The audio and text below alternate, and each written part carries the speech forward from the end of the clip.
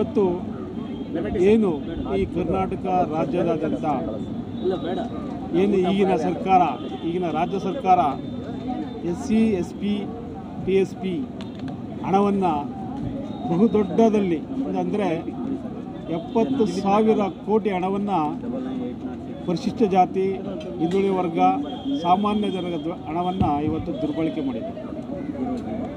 ಈ ದುರ್ಬಳಕೆ ಖಂಡಿಸಿ ಇಡೀ ಕರ್ನಾಟಕ ರಾಜ್ಯದಲ್ಲಿ ಎಲ್ಲ ಜಿಲ್ಲಾಧಿಕಾರಿಗಳ ಕಚೇರಿ ಮುಂದೆ ಬಹುಜನ್ ಸಮಾಜ್ ಪಾರ್ಟಿ ಇವತ್ತು ಆಂದೋಲನವನ್ನು ಏರ್ಪಡಿಸಿ ಮಾಡಿದೆ. ಈ ಆಂದೋಲನ ಏಕಪ್ಪ ನಾವು ಮಾಡ್ತಿದ್ದೀವಿ ಅಂದರೆ ಇದೇ ರೀತಿ ಮುಂದುವರೆದರೆ ಇಡೀ ದೇಶದಲ್ಲಿರ್ತಕ್ಕಂಥ ಎಲ್ಲ ಹಿಂದುಳಿದ ಸಮಾಜದ ವರ್ಗದವರು ತುಂಬ ಅನ್ಯಾಯ ಆಗ್ತಿದೆ. ಆದ್ದರಿಂದ ತಾವೆಲ್ಲರೂ ಅನ್ಯಾಯ ಆಗದಂತೆ ಒಂದು ಬಹುಜನ ಸಮಾಜ ಪಕ್ಷವನ್ನು ಸರ್ಕಾರವನ್ನು ನಿರ್ಮಾಣ ಮಾಡಬೇಕು ಅಂತೇಳಿ ತಮ್ಮೆಲ್ಲರಿಗೂ ಮನವರಿಕೆ ಮಾಡಿಕೊಂಡಿದ್ದೀವಿ.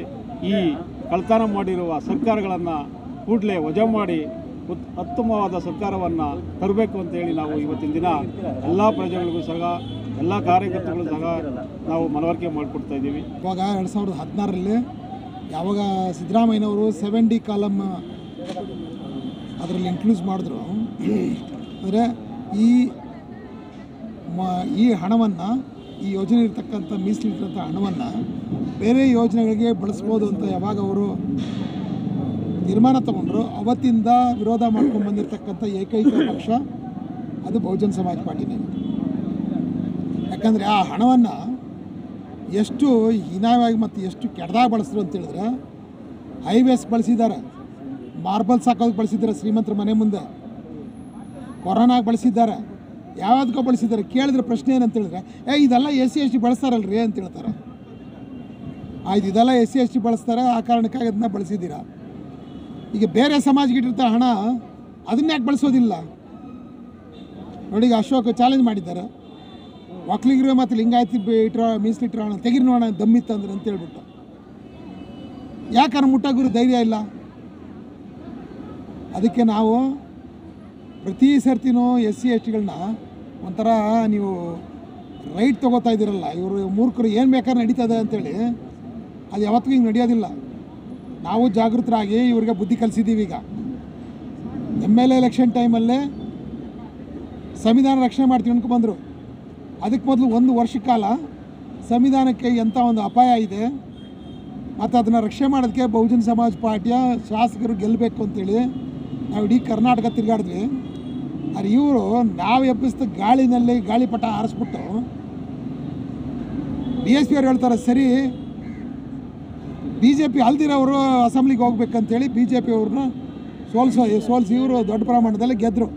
ಯಾಕಂದರೆ SC ST ಮತ್ತು ಮುಸಲ್ಮಾನರು 90% ಓಟ್ ಹಾಕಿದ್ರು. ಆದ್ರೆ 1 ವರ್ಷದಲ್ಲಿ ಇವ್ರು ಮಾಡಿದ ಬಾನಾಗಡಿ ನೋಡ್ಬಿಟ್ಟು ಈಗ ಇವರು ಸರಿಗೆ ಬುದ್ಧಿ ಕಲಿಸಿದ್ದಾರೆ.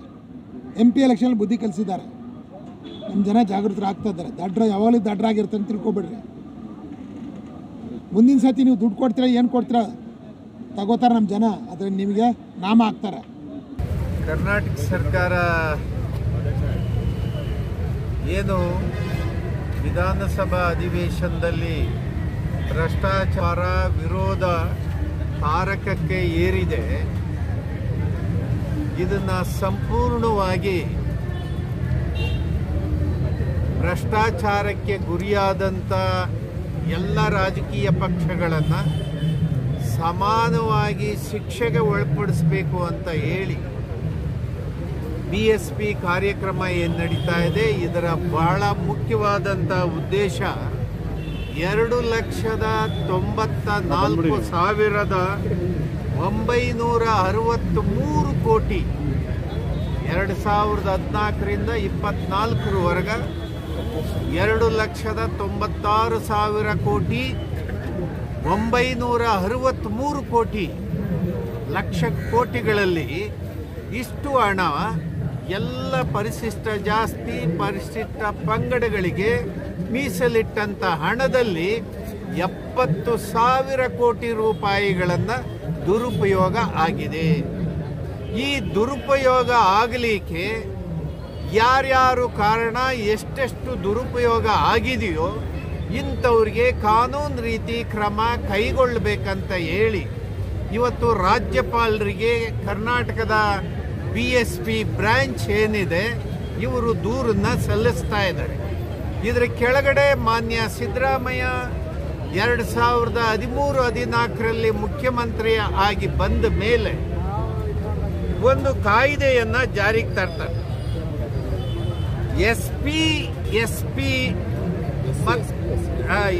ಮತ್ತು TSP ಕಾನೂನಿನ ಕೆಳಗಡೆ ಈ ಹಣ ಬೇರೆ ಉದ್ದೇಶಗಳಿಗೆ ಏನಾದ್ರು ಬಳಕೆ ಆದರೆ, ವಿಶೇಷ ಉದ್ದೇಶಕ್ಕೆ ನೀಡಿದಂಥ ಹಣವನ್ನು ಬೇರೆ ಉದ್ದೇಶಕ್ಕೆ ಬಳಕೆ ಮಾಡಿದರೆ ಕಾನೂನು ರೀತಿ ಅಪರಾಧ ಅಂತನೂ ಅದಕ್ಕೂ ಜೈಲು ಶಿಕ್ಷೆ, ದಂಡ ಇತ್ಯಾದಿಗಳನ್ನು ಈ ಕಾನೂನಿನ ಕೆಳಗಡೆ ಹೇಳಿದ್ದಾರೆ.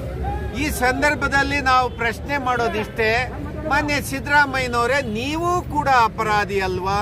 ಈ ಕಾನೂನಿನ ಕೆಳಗಡೆ ನೀವು ಶಿಕ್ಷಿಸಲ್ಪಡುವಂತ ಅಪರಾಧ ನಿಮ್ಮೇಲೂ ಇದೆ ಅಲ್ವಾ ಅಂತ ಹೇಳಿ ಇದ್ರ ಕೆಳಗಡೆ ನಾವು ಕೂಡ ಕರ್ನಾಟಕದ ಉಚ್ಚ ನ್ಯಾಯಾಲಯದಲ್ಲಿ ಇದನ್ನ ಪ್ರಶ್ನೆ ಮಾಡುವಂಥದ್ದು ಮತ್ತು ಶಿಕ್ಷೆಯನ್ನ ಕೊಡಿಸ್ತಕ್ಕಂಥ ಕೆಲಸದಲ್ಲಿ ಏನು 3 ಪಕ್ಷಗಳು 10 ವರ್ಷದಲ್ಲಿ ದುರುಪಯೋಗ ಮಾಡಿದರೋ ಇದಕ್ಕೆ ಸಂಬಂಧಪಟ್ಟವ್ರಿಗೆ ಶಿಕ್ಷೆ ಆಗಬೇಕನ್ನೋದು ಈ ಹೋರಾಟದ ಉದ್ದೇಶ ಆಗಿದೆ. ಇದನ್ನ ಇಡೀ ನಾಡಿನಾದ್ಯಂತ ವಿಚಾರವನ್ನು ಪ್ರಚಾರ ಮಾಡಿ ಬಹಳ ದೊಡ್ಡ ಆಂದೋಲನಕ್ಕೆ ಈ ದಿನ ಕರೆಯನ್ನು ಕೊಟ್ಟಿದೆ.